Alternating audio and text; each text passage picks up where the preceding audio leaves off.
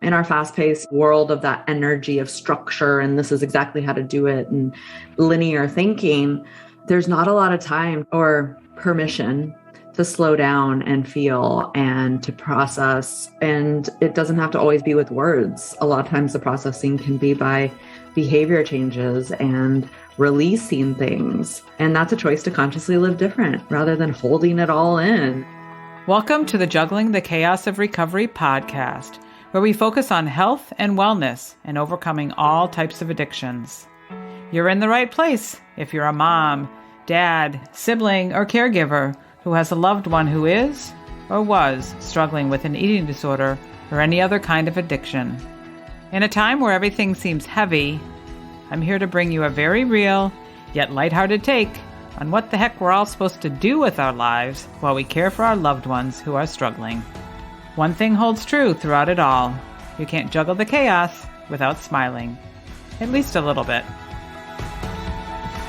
Well, welcome to another episode of the podcast. I'm your host, Moira Gorski, and thank you for coming back to listen. I really do appreciate it. And today I have a guest with me, Amy Guerrero, and I'm so excited to get into a conversation with her.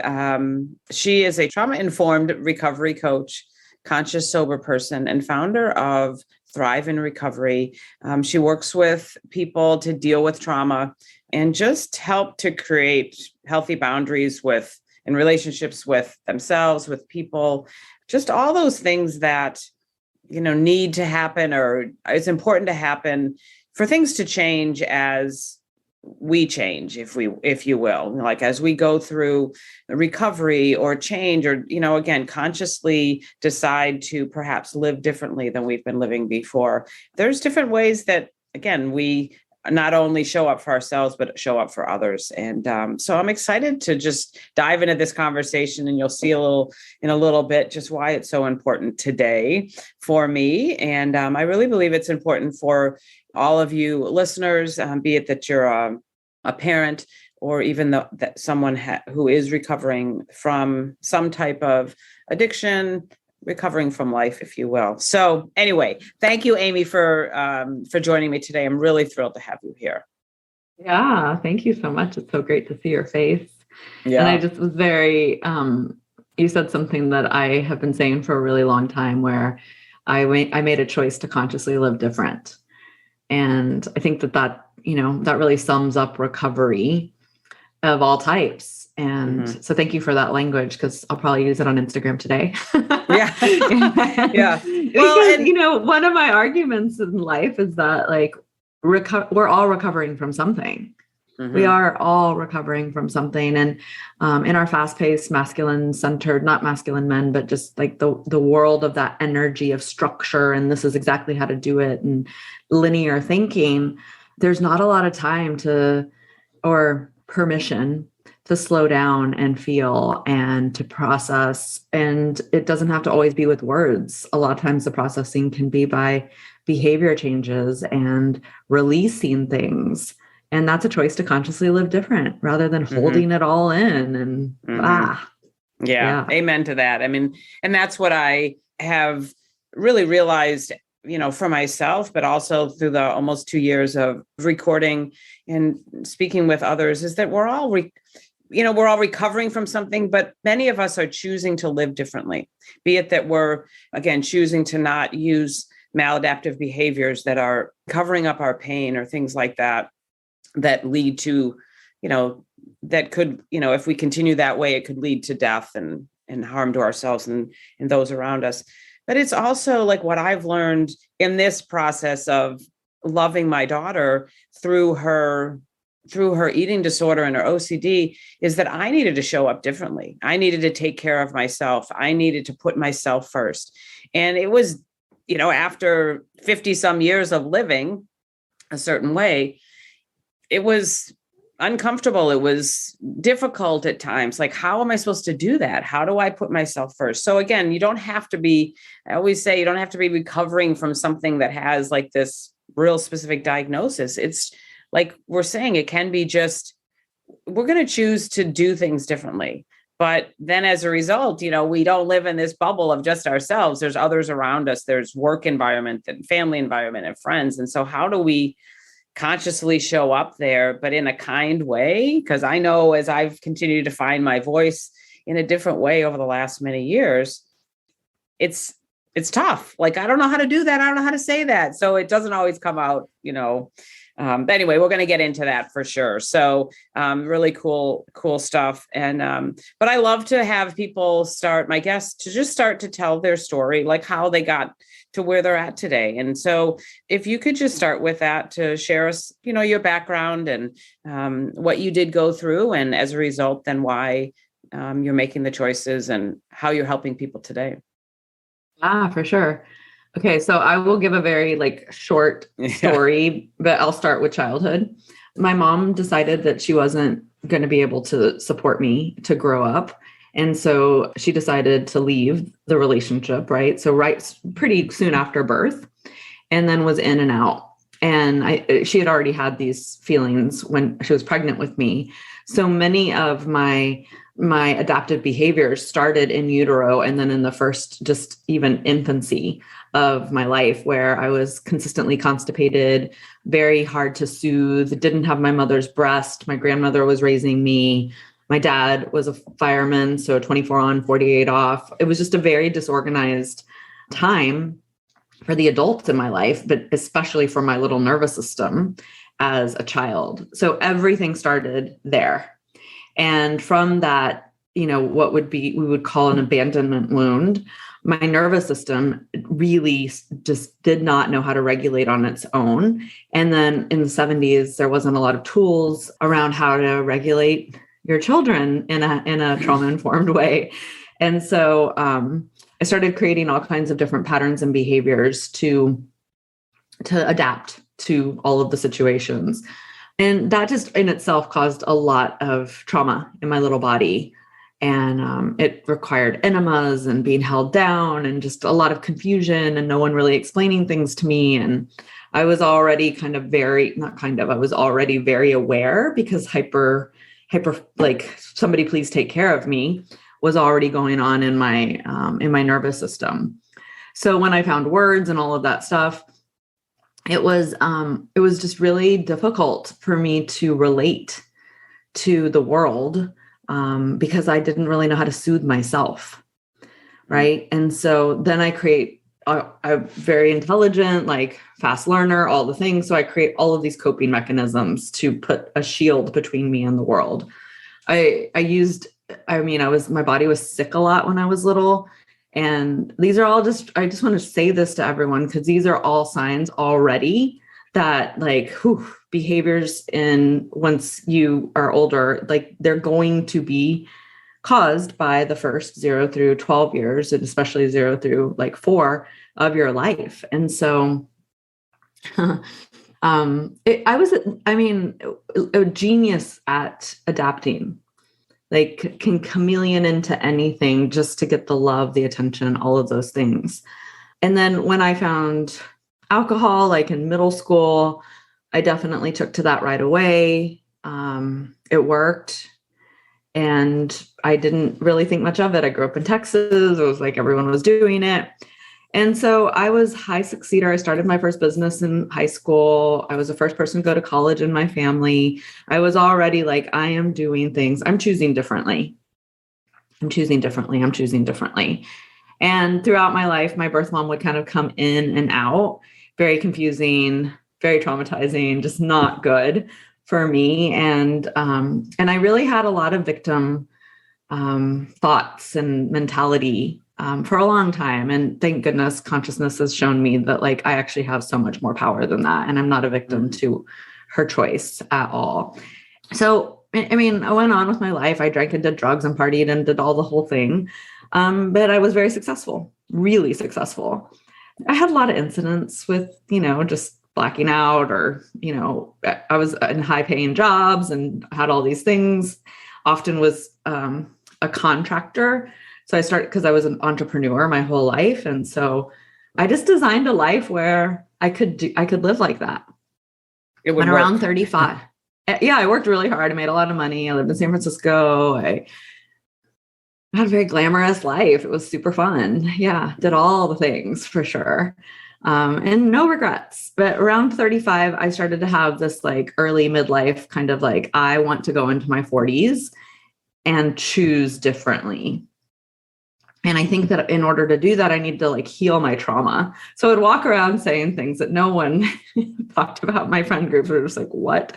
But I was like, I'm going to heal all my trauma before I turn 40. And I'm going to ride into my 40s like so powerful.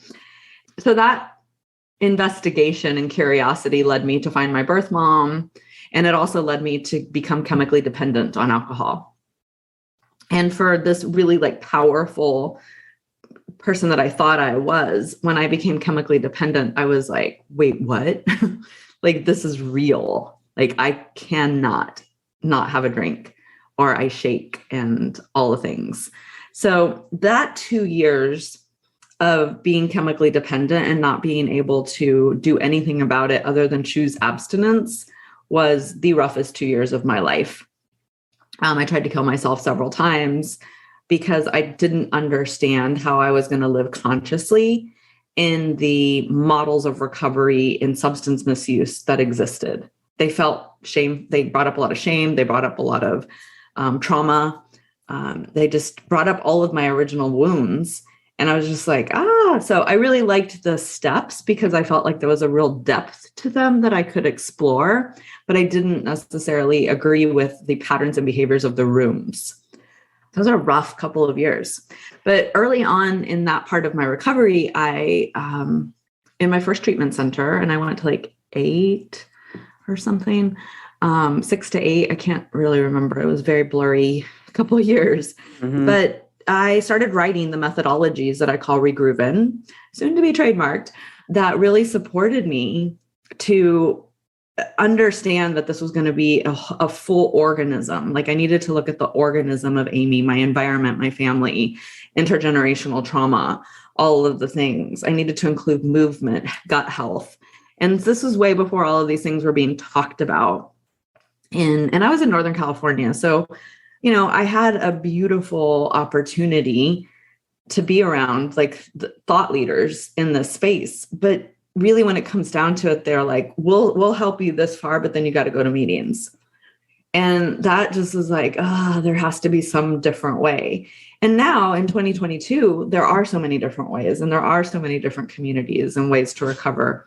But I started writing all of those methodologies, putting them in place for myself. And when I stayed stopped, 3 months later, I started my business of practitioner in the space of supporting people, specifically at that time in 2017, of integrating after they left treatment. Mm-hmm. And so that's how my business started. I would go into people's homes and support them to, okay, you're back. This is where all the things happened. And how do we learn how to grocery shop? How do we learn how to eat? How do we learn how to move? How do we learn what friends are people that you want to reconnect with, what friends you don't? How are we going to set boundaries? And so it was almost like the business of relating again, relating to your own body, relating to all of the memories that are going to start to come up because you're so clear, and how to process those memories somatically rather than having to talk about them.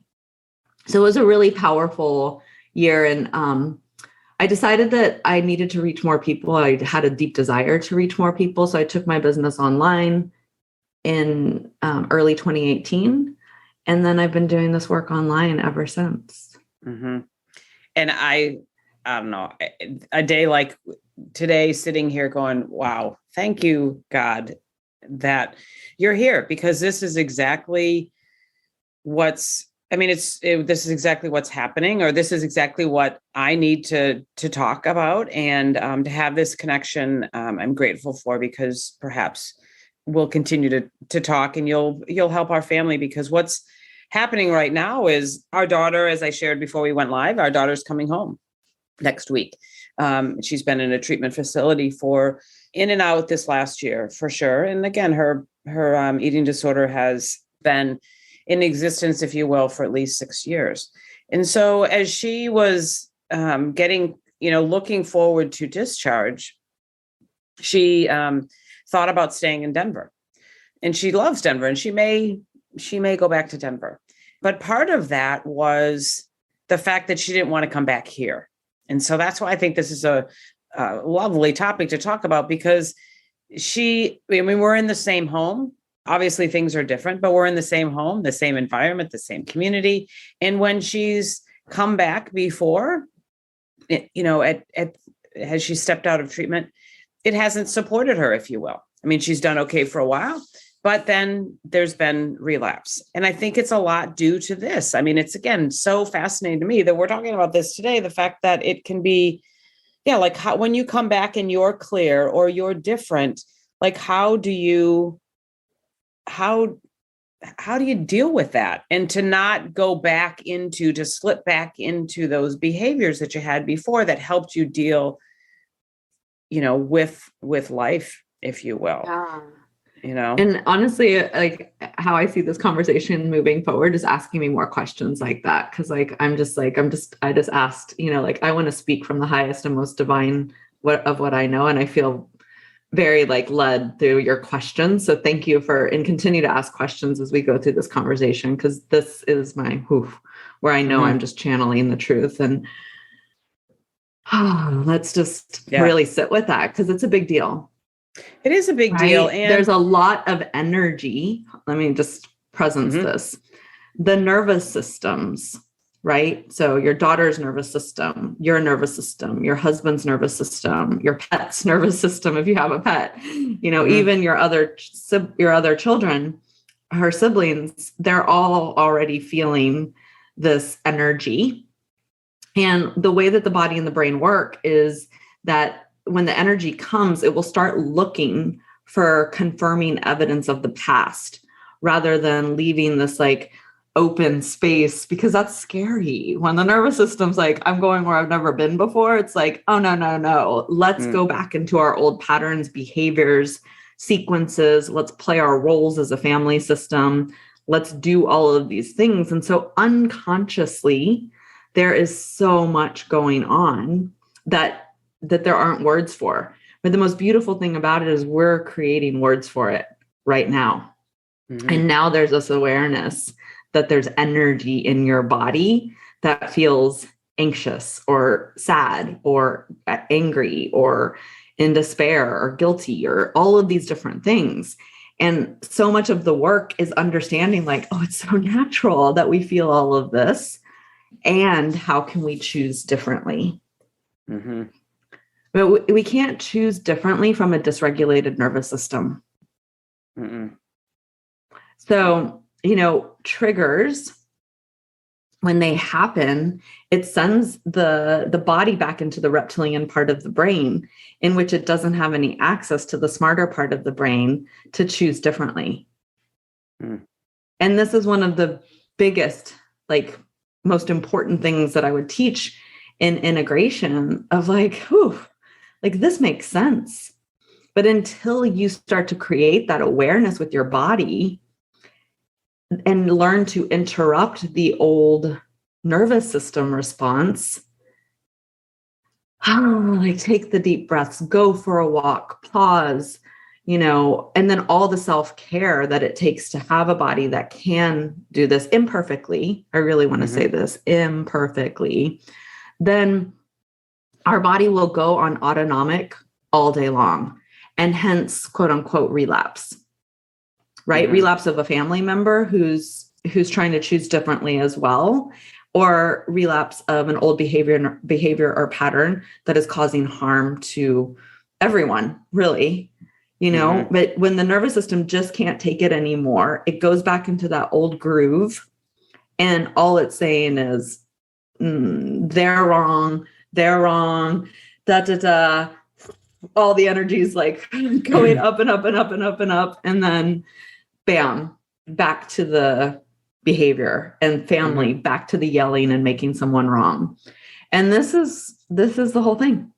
And I mean, it's happened before, and it's a big fear on our daughter's part, and certainly on ours, in that we just want our daughter to be well and to be healthy and to be able to go on. She deserves a life better than the life that she had before.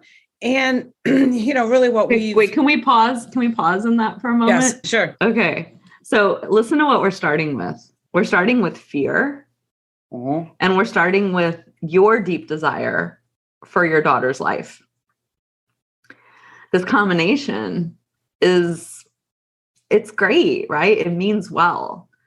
But the nervous system starting with that fear and then this like overwhelming desire for her to have this better life, like that combination is going to get tricky because you cannot fix her. And your job is not to fix her. And I know you know that. But the heroing, the rescuing of just even that, like, I'm scared, I want her to have a different life. That's a lot of pressure on her. Mm-hmm. She can feel that phonetically. I can feel that phonetically from you. Mm-hmm. Like even just all of your postures towards me, I was like, whoa, mama. Yeah. Because she's going to come in and her deepest desire, because she is your blood, she came from your womb. Unconsciously, her deepest desire is going to be to make you feel more comfortable. And when our deepest desire is for that, then all the agency and sovereignty is getting taken away from everyone because we're not really owning. Like, for instance, I'll give you my story. If I was trying to make my parents comfortable, I wasn't owning my sovereignty, my agency to choose differently. I was doing it to make them happy, to ease their nervous systems out of some kind of guilt or shame or remorse or obligation in a big Mexican family. They had lost years of their life because I was struggling.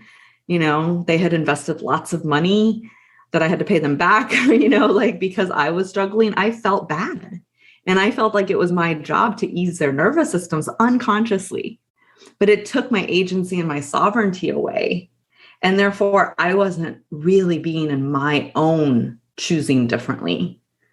Right? And so like those subtle energetics really matter. And I love that you're smiling because something's like resonating in you. Well, pretty much all of that is resonating.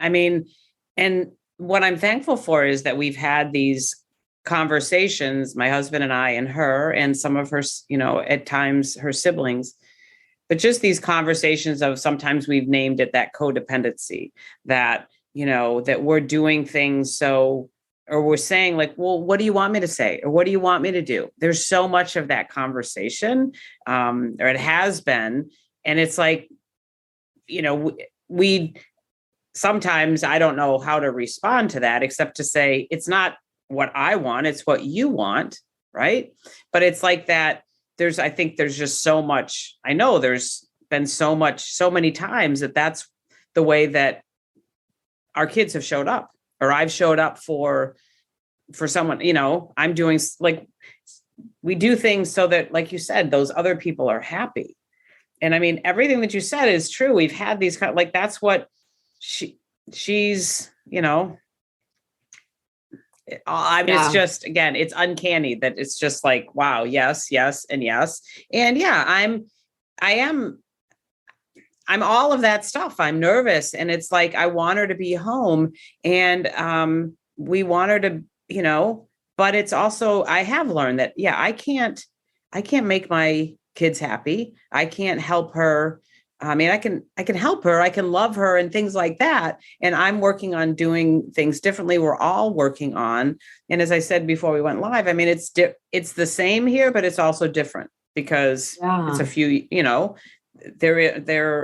siblings aren't here. And so there isn't that, as I would say, sometimes, triggers or distractions or things like that. So I don't know. I think well, let's talk about solution. Yeah. Right? Let's talk about the solutions. Yeah. So, I already know, like, just from our first phone call, while I was taking a bath, you were headed to Reiki. Mm-hmm. So you've got some self-care, right? Mm-hmm. You've got some self-care already in your life. And something that I want to remind everyone of that's listening is that, like, in order for us to choose differently, it takes a lot of energy from the body-brain organism. which is you, right? Mm-hmm. So, we will unconsciously go into our patterns if we're not taking really good care of ourselves. So sleeping, eating, resting, screaming into a pillow, punching pillows, like dancing, laughing, connecting, playing cards, going for walks, being in nature, listening to podcasts together, right? Like all of this connection, co-regulation is so important, but that self-regulation is also very important. Or when you get triggered, you will be off and running almost in a blackout of sorts of just all of your old patterns and behaviors. And so for the entire family system, having a routine that feels good to everyone, that includes a lot of self-care, is absolutely important. And, for my family system, that wasn't something that they were going to get on board with. And so I just was like, I'd been in California the whole time anyway. So I was like, I'm not going anywhere near you until like I'm ready. And so then 6 years into my recovery, I bought a house across the street from my parents. Like, what? Like that. And I never thought that would happen. So good news, everyone. Like this is really a good plan and path, and there are solutions. So first, balancing your body so that you can make these decisions, so that you can interrupt old patterns imperfectly. Secondly is especially because she's coming into the home, is having a weekly powwow where you really practice clear, concise communication, and everyone stays in their lane, on their side of the street, in their hula hoop, whatever it is. And clear, concise, compassionate communication is only owning your sovereignty, your feelings, your everything. And everyone that's participating in the conversation to be in that ownership. And then you're practicing with the hardest people in the world to practice with, which is your family system. And the cool thing about this is that radiates out into all parts of your life. So often, when I'm working with someone, I'll have them actually start practicing at their job or something where there's less on the table. But if someone's coming back and isn't working, and this is the people that they're co-regulating with, then all right, then it is very important to create that consistency for the nervous system, for the safety of we are going to sit down and talk about all the uncomfortable things that we need to talk about in a really beautiful way, in order to support that healthy integration. Because the nervous system is show, not tell. So that's why, my approach is from the trauma perspective. We talk, of course, but it's not a cognitive change. We're showing the nervous system that it's safe, that it's different. And especially children, we are constantly looking at what our parents do, not at what they tell us, because there's a lot of incongruencies of what they told us and what they did. And, and we do that with our partners, with our work relationships, with our bosses, with our lovers, we do that in all areas of our life. We're looking to see if we can trust them. And a lot of what you're rebuilding here is trust. Mm-hmm. And, choosing to trust is a nervous system thing, because you are choosing to make something that you value vulnerable to another person's actions and behaviors. And to do this is very I don't know if I can really trust myself or trust you. Mm-hmm. And so when we're blocking that vulnerability, it's because there's not that safety. Mm-hmm. And so the name of the game is safety. Yeah. Well, and when you talk about self-care, I mean, I've talked about it many times on this podcast of, taking care of ourselves. But I have the question, again, obviously I know that it's important for me to do all those things, to go for the walk, to get the rest, to go dancing. I do some recreational dancing, if you will, ballroom dancing. I've started that. Yay. So I'm doing some of that. And I love to go for walks and things like that. But then how do you, I got the sense that it was we can each do that individually, but that we also need to do that together. Yeah. Right. Yeah. And so what does that look like mean or things like that? Yeah. Sure. Well, I'm going to speak directly to your to your situation because it's alive right now. But when, you're coming back home into the family system, it will be easy to go back into old patterns, and then she just self-isolate in her room, and then you do your thing and you knock on the door and you're like, hey, are you going to come out, and But what if you have planned fun activities that everyone likes to do, and you put a piece of paper and a magnet on the door, and you write down all of the different things that you would like to do, whether it's playing Monopoly, or playing a card game, or going for a walk together, or going grocery shopping together, right? It's that invitation to connect and we call it co-regulate, which is a biological imperative for every human, which is connection with other humans, that everyone likes to do. Mm-hmm. That is creating I don't want to get too much into the science, but basically that's creating a flow state in the body that everyone is enjoying and connecting on. And so you're not just connecting on the triggers and the hard things, you're also connecting on just play. You're connecting on Friday night movies, and you find a movie that you can all giggle about and talk about afterwards, or game night. It's just like there's hundreds of things. Yeah. I mean, again, it's so cool that we're talking about this, during the pandemic. We had two of our boys were home here living and working and finishing school. So for a while, we were shut down, right? But then they all, their jobs were shut down. My husband has his own business, so do I. And so we continued to work. But then all of a sudden they went back to work too. So it was kind of like, back to normal, but school, work and all that, but all this crazy time. And I said, you know what? We're going to do Sunday night dinners. And I said, it doesn't matter. I mean, I'll make dinner for you, or I'll tell you that I'm going out or whatever, and you're on your own. But Sunday nights we have to be together.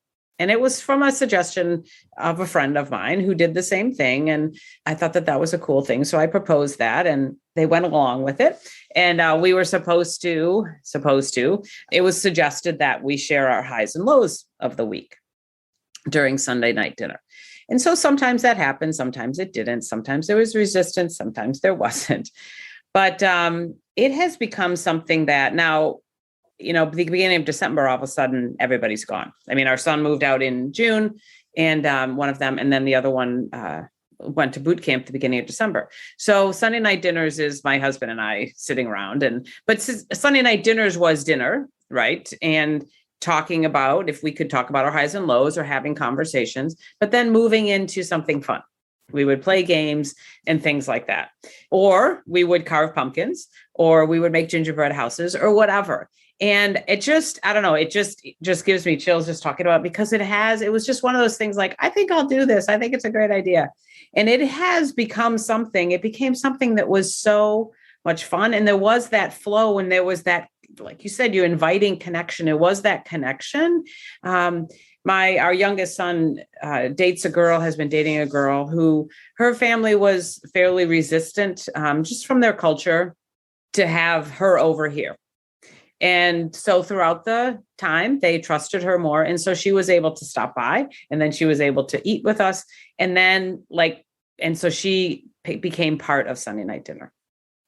And I'm telling you, I look forward to Sunday night dinners so much, and I miss them now, but we invited her over last Sunday because we're going to be going down in a couple of weeks to go to, see our son graduate from boot camp. And I said, why don't you come over? We'll talk a little bit about that. We'll make some more plans, and we'll have dinner. And it was lovely. It was like, oh, this is great. And my husband would say that, because sometimes he didn't participate in the games and things, which was fine, but he has a choice. But he said he would, we'd have dinner and we'd clean up. And then he said, sometimes he'd go upstairs and read, but he said, I'd hear the laughter downstairs. And, we were playing that game, one time that you put that plastic thing in your mouth and you have to say, hey, hi.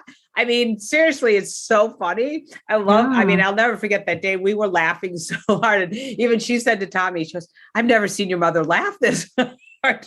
But it was so fun. But it's that connection. Yes. I love that. I love that inviting the play. And again, play is so important. As adults, we take ourselves way too seriously. And it's right. We recovery is putting your curious hat on and playing.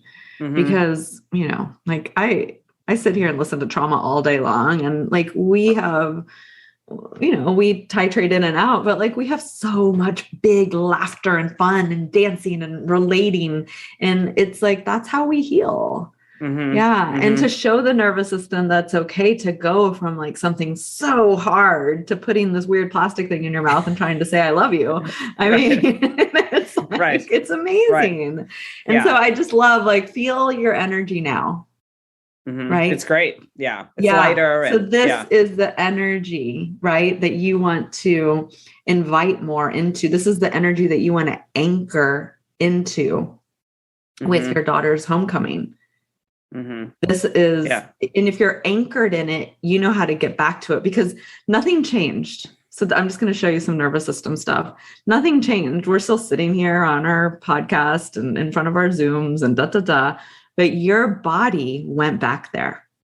Mm-hmm. Your body knew all of the flow states. Mm-hmm. Your shoulders came down like 2 inches. A smile is just naturally on your face. There is no creases in your face. You are just purely in happiness and joy right now. You are light. And you didn't have to do anything but remember those events. And that is what we call anchoring into a flow state, a ventral state, but don't worry about that.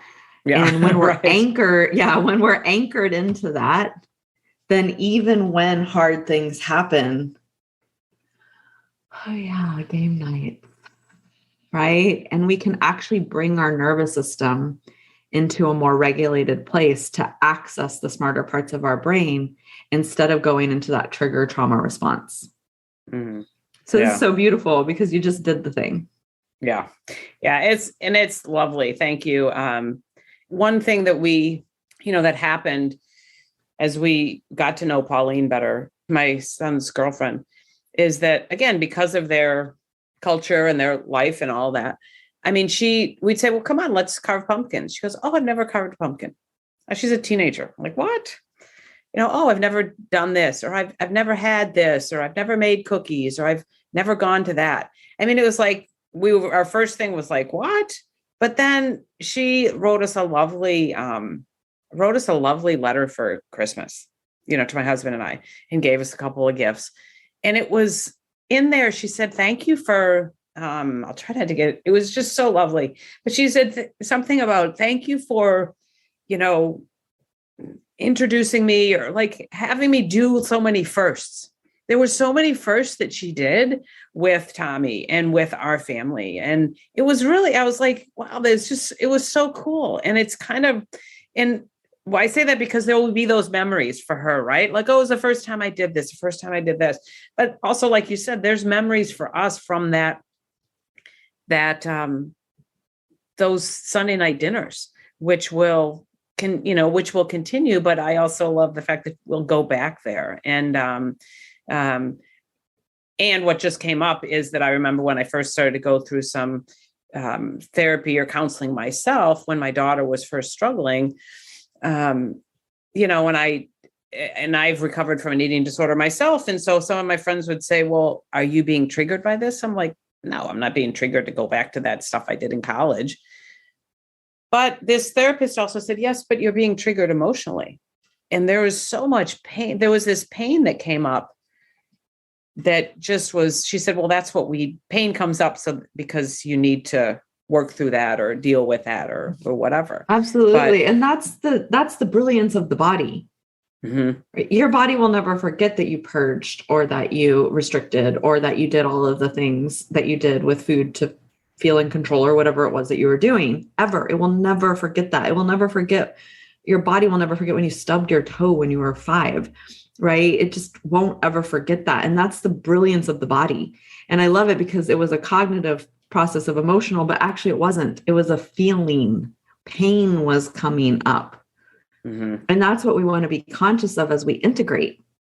Pain is it's called neuroception. So 80% of what we're responding to in life is not conscious. It's all just coming from somatic body experiences. So something will hit us in the gut and we're like, I have no idea what just happened, but we step over it, we move, we keep going. We just don't give it any space. And actually it wants to be noticed. Like, ooh, how is something? Right. And then to be a little investigator of what the body's remembering and to remind the body, oh, we're safe now. It's okay. And I mean, I still do this 200 million times a day because I often get activated from my clients and I'll just put like a little tick on my whiteboard to remind myself to come back and take care of that part of myself that was activated by a sexual trauma or by whatever I hear. And it's kind of the same thing. It's just creating this consciousness of like, your body remembers, Moira, like it remembers what happened. And so we can unconsciously 3 days later act out at our family members, our husbands, our loved ones, and it's all activated from that trigger of pain that never got to complete. And so we want to be in this awareness that all these nervous system responses want to complete. And it's so beautiful because you're taking a big, huge breath right now. And that's a completion of sorts. Yeah. Well, yeah, I think it's that, again, what I learned in mindfulness-based stress reduction, was that there is a value in noticing, right? And I've talked about this before. So we notice those things, we notice the pain, we notice that, and we say, yes, hello pain or hello whatever. But what I love what you said is and then you investigate, like, what does that mean? Like, what is that pain coming up? And, if you're triggered by your husband or you're triggered by a coworker, or you're triggered by your dog or whatever, like, what does that mean? Like, let's start to investigate. But just that lovely part of, and now I'm safe. Like, yes, this happened before, but I'm safe now. And, and something I want to be really, thing. Yeah, absolutely. And something I just want to interrupt in there too, is that we don't have to know what it means. Noticing it, naming it, and reminding ourselves we're safe is enough. Because if we start to investigate in what it means for too long, then that can send even more activation to the nervous system and send us down a spiral of memories that might not be safe to explore without someone, in your presence. So sometimes people want to know what everything means. And I'm like, I had one of my clients last night who was very activated, and she's like, very advanced. She's very advanced on her journey, but we're getting into some deep stuff. And she was like, not yelling at me, but just really frustrated. Like, I want to understand what it means. And I'm like, oh, honey, like that's going to make you more uncomfortable because that's going to activate the nervous system to try to figure it out and fix it. And it's like our actual work and integration is, oh, wow, I really feel like I got hit in the gut. I feel like I might cry. I'm safe. I'm safe to cry. I'm safe to yell. I'm safe to go in the closet. That's one of the things I like to do. And just sit there, take a bath, take a shower. Just I'm safe to shift it. And I'm also safe to sit in it. And if you're not safe to sit in it, ask for support. Right. Which is sometimes the hardest thing. It is. And they've heard that. People have heard that on my podcast. But again, that was a big realization that I didn't really know how to, I wasn't really asking for help or support. And I shifted it over to support. I like when you can say, ask for support as opposed to help. Help was that thought in me like, oh, but I'm not capable. And, but support is awesome. And just when you said that, I thought about a friend that I'm going to see tonight. This afternoon, we're going to go up and take a couple of dance lessons individually and then a group dance. And she's one of those people that she's extremely intuitive and very gifted and a lovely friend of mine, but she will just bring things up, not in a, but I'll be talking and she'll just like remind me or she'll notice like, so what is, it seems like you're kind of this, or you're kind of like, but in a safe way, like bringing that. And so that's what I love about our relationship is that she helps me, we can have that safe conversation and she'll call me out on things. I'll call her out on things, but it's like having that place to yummy, to have a good great friend, to friendship. Be like great friendship. And it's one of those cool things that I've known her for a few years, And then we were going up to, because with some mutual friends, and I'm watching the clock here, we got to wrap this up because I think we could talk for a long time, but yeah, it's good. But we were going to a retreat because of some mutual friends who had talked about this retreat. We were going to a retreat up in Michigan, and the four of us gals were going to go, and which we did, but Vera and I were the two that drove together because of it just didn't work for those others too. And it, like, all of a sudden, we both said it on the way home. It's like all of a sudden our relationship just went to a different level, and it bloomed, and it was lovely. And again, I always loved Vera, and she's like our spiritual gangster, and she's just like so wonderful. But I wasn't really that, I didn't have that type of relationship with her. Like all of a sudden now I do. And we're both like so grateful that we had that time together, because it's lovely when you can have a friend that can be with you in there, no judgment, but just really open and like saying, like kind of reflecting what they're seeing when we're talking, or, and being there as a wonderful support. So, yeah. Oh, I mean, and again, like your nervous system can anchor into the beautiful connection that you and Vera have at any time, because it brings you so much regulation.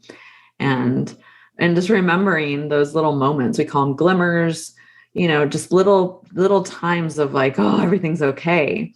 And we're not, as a human species, we're not going for great. We're going for okay. If we can maintain okay, like that's pretty awesome. If we can like create a way of life where things are okay, like it's okay when it's bad, it's okay when it's good, whatever that means, but we're okay, right? Like when I feel punched in the gut, I deeply know that I'm going to be okay. And that is how recovery becomes a way of life. I just trust that. Right. Well, and I think that there's, in that space of eating disorders, addictions, and things like that, we try to be so much in control, and we want everything to be okay, but it's a false sense of okayness, I think, in that it has to be perfect, and it has to be, and if it's not, then we have to figure out how we can, numb ourselves out to, or just make it so perfect, or all of that. I mean, but just this idea that we find this okayness, and sometimes it's happy, sometimes it's sad, sometimes it's joyful, sometimes it's messy, neutral, like just so messy. Yeah. Like sometimes my okayness means everything's a mess, and I'm like, whatever, it's okay, right? Yeah. Like it just, and it's learning that process. Yeah. That I think would be a whole different podcast. Yeah. I think, like I said, I think there's other conversations for us to have and to share, but we'll wrap it up today for this. And just I think, again, that's what's coming up, is that find this level of okayness, but realize that there's no perfection in that. And it's a trauma response. Yeah. Which is intergenerational in our family systems and in our world. There's just no such thing as perfect. No. And we've talked about that. That causes so much relapse, like, these systems. So, yeah. Well, and I'm just grateful because I feel more hopeful now at the end of our conversation, just because there are many things that have come up for myself and for my husband and for the two of us together and with our daughter and, all of that.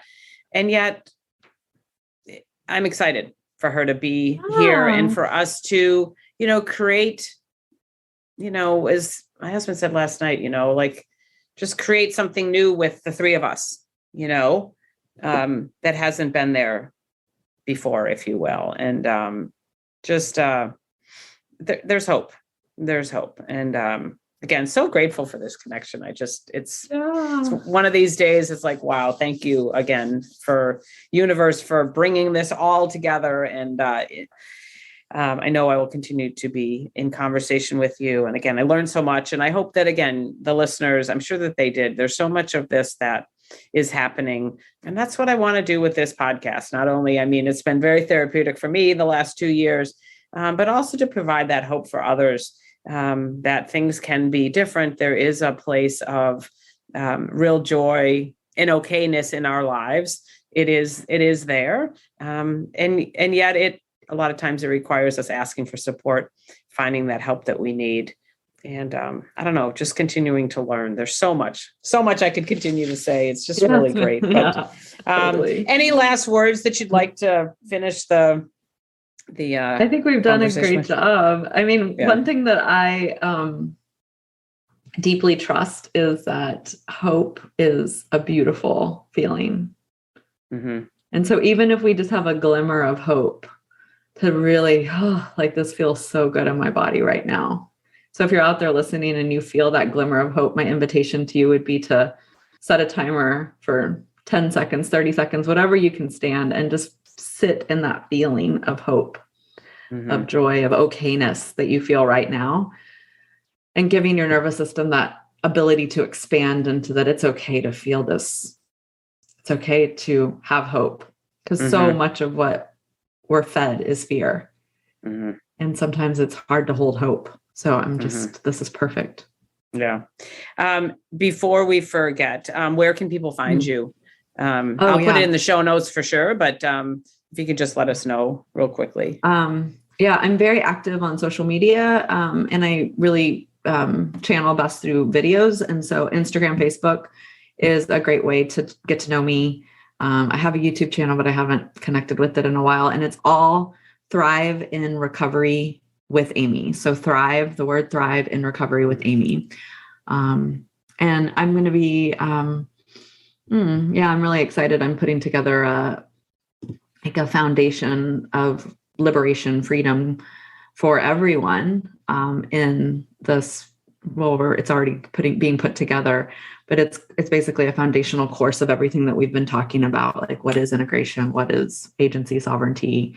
What's your nervous system? Basically relating in all ways of your life and feeling that liberation, that freedom to be you. So that's really exciting. I'm excited to bring this on a more global scale too. It's not just like sober. It's for everyone. This course is for everyone. Yeah, that's awesome. I'm excited about that for you too. And for others.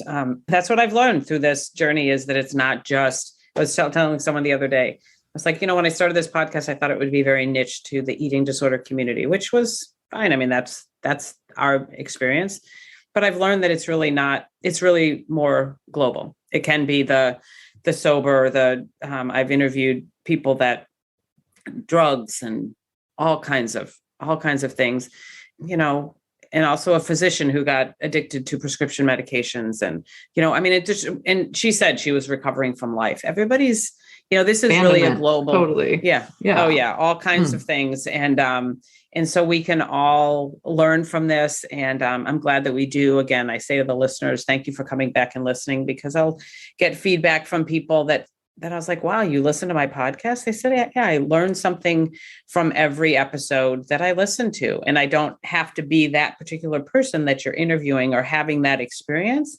And so that's what I, again, continue to say, is to come back and listen, because just like I am learning from everyone I speak with, everyone can learn a little something from these stories, from these conversations that we have. And as we continue to learn, I think we can, again, continue to just, be in a better place. That's not the right way to say it. Be in an okay world. Be in an okay world. Yeah. Be in an okay world. That's the way we'll finish it off. So thank you, Amy. I really appreciate it. And really, really, this is a great conversation, and look forward to the next one. And again, listeners, thank you for listening. Please do share this with those that you feel need to hear it. And we'll talk to you next time. Thanks for listening. If you like this podcast, head over to iTunes and leave me a 5-star review. Share it with others, and make sure you hit the subscribe button so you don't miss a thing. I've got a tribe over on Facebook, so head over there and search for Juggling the Chaos of Recovery Podcast Tribe. And do you know somebody who has a story to share, a story of recovery and hope? Please let me know, as I'd love to feature them as a guest on one of these next upcoming podcasts. And perhaps you're looking for a community of like-minded, collaborative, and supportive people who cheer each other on as we strive to improve our lives. If that sounds like something you've been looking for, schedule some time with me. You'll find the links in the show notes. Let's talk, and let me help you find your way. And I'm here to tell you that you're worth it.